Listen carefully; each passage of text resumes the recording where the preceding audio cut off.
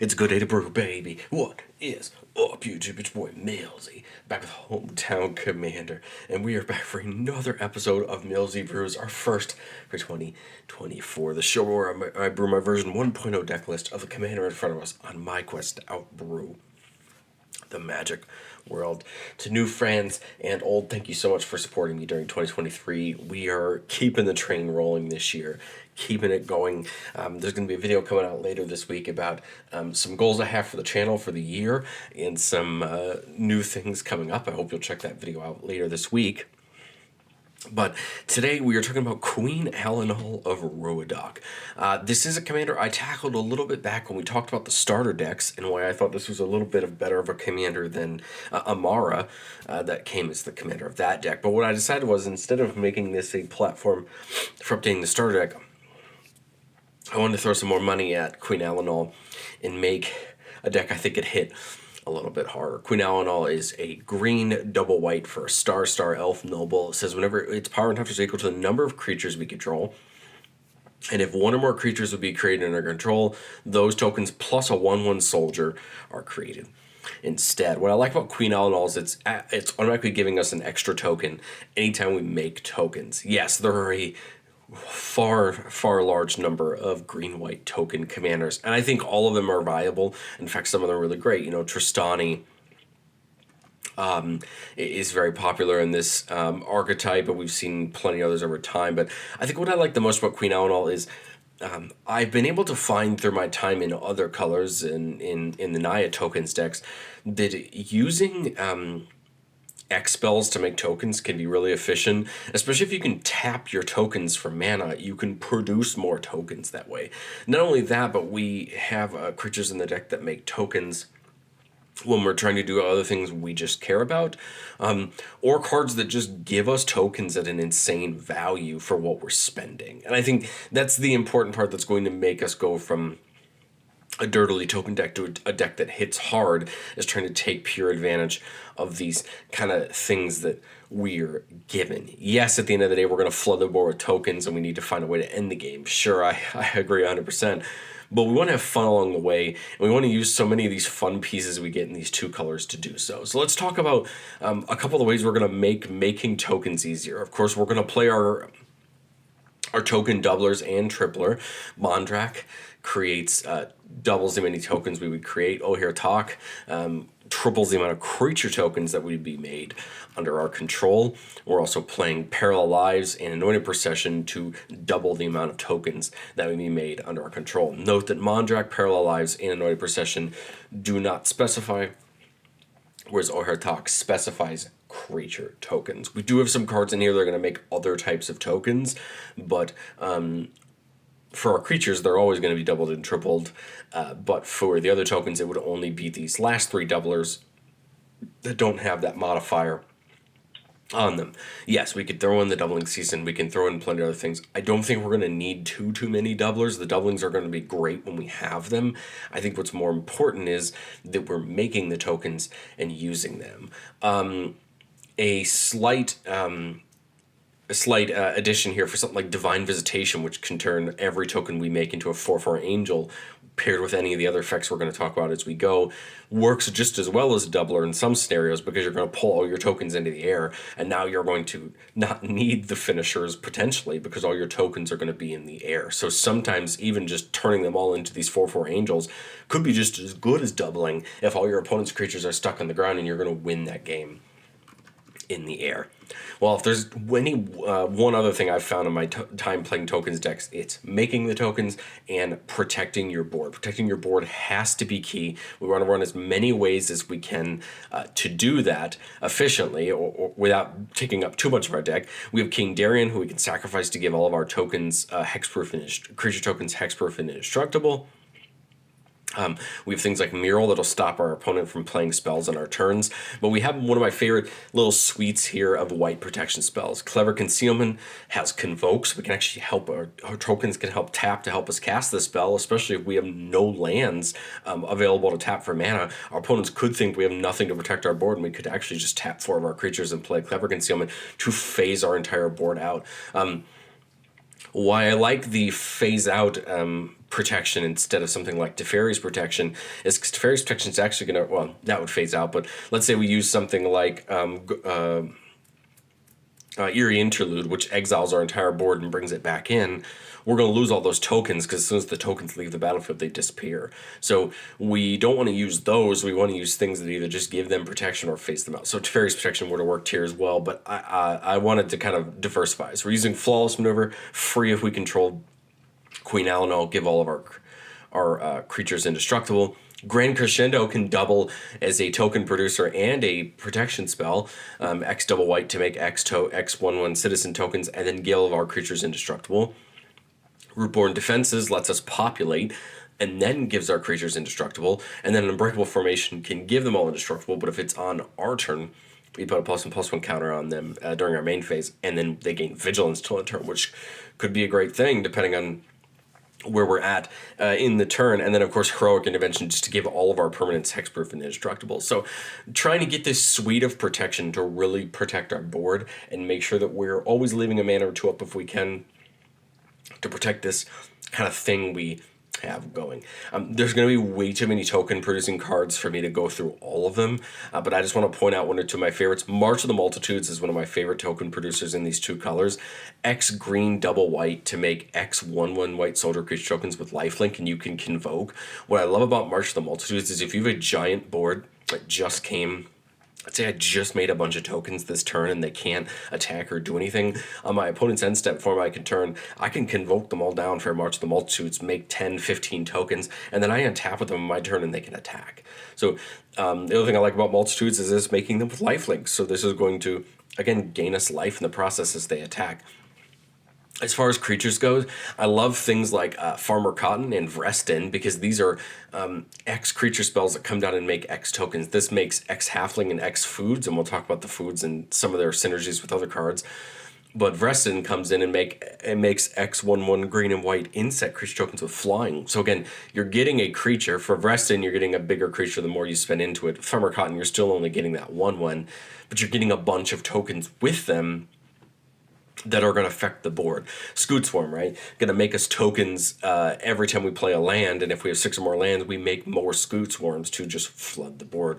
We're playing Tendershoot Dryad and its white counterpart that just came out in Lost Caverns of Ixalan. Tendershoot Dryad and Illustrious Wanderglyph both make a Sapperling and a Golem, a gnome respectively, and then as soon as we have 10 permanents, they buff all of those. And these are great because if you stick it and you take a turn or two around the table, you're going to just make a ton of them and get them on your board. Charismatic Conqueror is a little expensive of a card, but I really like it. Whenever an artifact or creature enters the battlefield untapped under an opponent's control, they may tap it. If they don't, we get a 1/1 with lifelink, and again, we can just start storing up some 1/1s that way. Well, how do we use the tokens for value? We're playing things like Jaheira, so we can tap all of our tokens for green. This includes our creature tokens, but also the foods that we may make through other ways, or any other tokens that we make, because we do have a couple cards that can make foods as well. Idol of Oblivion can tap to draw us a card if we created a token this turn. Skull Clamp can clamp those little 1/1s to draw us 2 cards and have us churn through our deck. And then Cryptolith Rite can have all of our creatures tap for a mana. And this is great because then we can use those tokens to make those spells bigger and bigger and get more tokens onto the battlefield under our control. We can also use things like Tribute to the World Tree to make those tokens either bigger when they come in or draw us cards as they come in. Same thing with something like Garruk's Uprising, although Garruk's Uprising does add that trample to the board, which is important. But again, if a creature comes in power 4 or greater, we draw a card.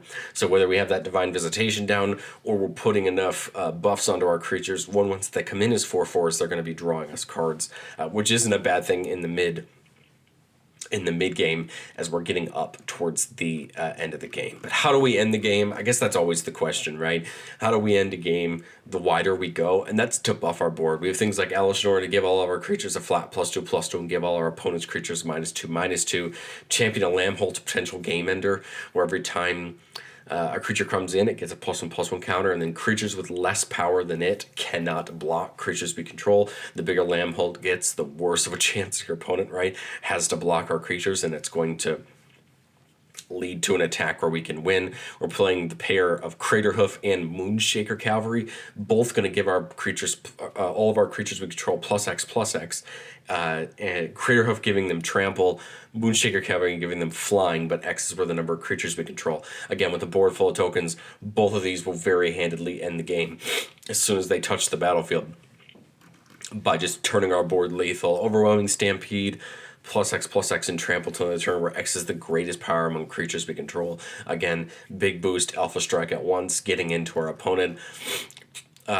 A card I really love for my token decks is Thunderhawk Gunship. This is a vehicle that when it comes in, we get tokens, but whenever we create an attack, it gives all of our creatures attacking creatures flying till the turn. Again, swing the board wide, get them in the air, try to get over our opponents for some damage.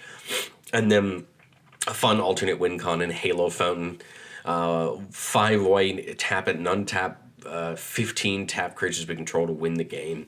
Of course, the wider we go, the more we're attacking with, the more of a chance we're going to have to untap things with Halo Fountain. I've never actually won the game with Halo Fountain. More often than not, I get to do the top two, where you untap one thing to make a 1/1 or untap two things to draw a card. Still very useful overall, as you can get that incremental value over the course of the game. But like I always say in Millsy Brews, whenever you're brewing a deck for the first time, you're always going to have cards you really wanted to consider, but you had to cut. And as we test any deck, you're going to find there's cards that you're keeping in the back of your head as you test. And the couple that were really close that I wanted to include, first off, was Gala Greeters from Streets of New Capenna. Whenever our creature enters the battlefield under our control, we can choose one. Well, we're going to have creatures hopefully entering, if not on everyone's turn, then multiple times on our turn, at least. And getting a counter, a tap treasure, and 2 life every turn's counter on Gallagher's a tap treasure and 2 life seems great. And if we have something like Tendershoot Dryad or that Wanderglyph set up where we're getting a token every turn, we could be getting that tap treasure every turn to buff our mana as well.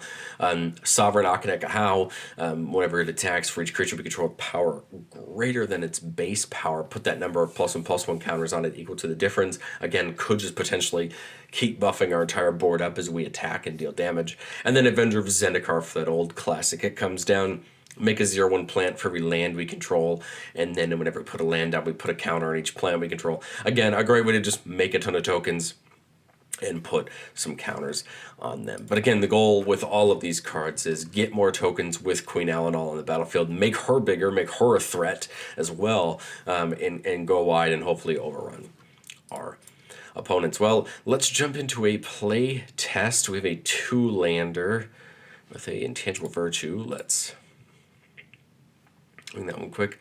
2-lander that searches. I like it. Let's do it. So we're going to start off with the Cabaret Courtyard. Let's go get a Plains, and we'll bring it in tapped and gain that life off of that. Draw for turn. We can play the Plains or the Fabled Passage. I'll play the Plains here and get this Skrelv's Hive started. That'll just allow us to start getting some tokens built up. Now I guess we will play that Fabled Passage and go get a forest. I was kind of hoping maybe a shuffle or 2, but get some more lands here off the top. Still up to 2 lands. I'd probably just go on an adventure on this Virtual Loyalty and get us a 2/2.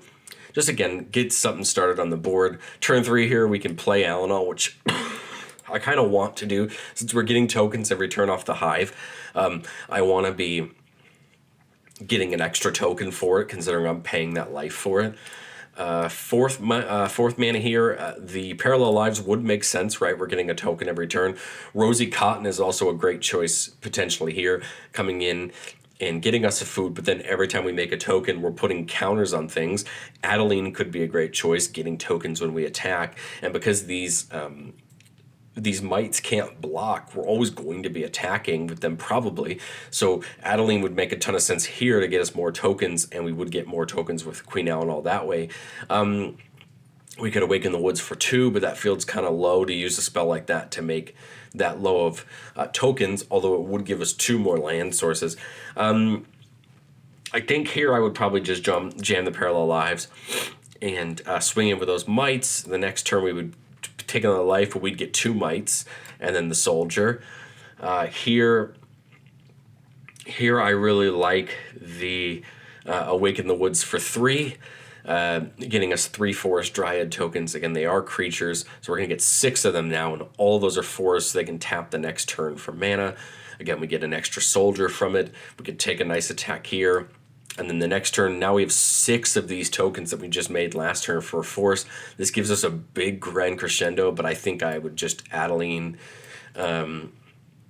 Rosie getting us double food, more counters onto Queen Allenal or something else if we want to. Take a big attack, leave Grand Crescendo and Unbreakable Formation up to hopefully protect the board. And again, we could work on now probably just eroding our opponents away as we try to push our token horde towards them. But let me know what you guys think of Queen Allenal or green-white tokens in general down in the comment section below. Thank you guys so much for your comments. I love reading them. I love discussing cards and card choices with you. That's what I think I enjoy most about the channel, not just the brewing, but having conversations. Everybody builds differently. Everybody prioritizes cards differently, and that's, to me, really fun. It's not always that I feel like I'm right or you guys are wrong, but that we see that we see it differently, and that teaches us both what people value in a deck and what people value in card choices. But thank you guys so much for watching. Let me know what you think down in the comment section below, and I will catch you guys next time.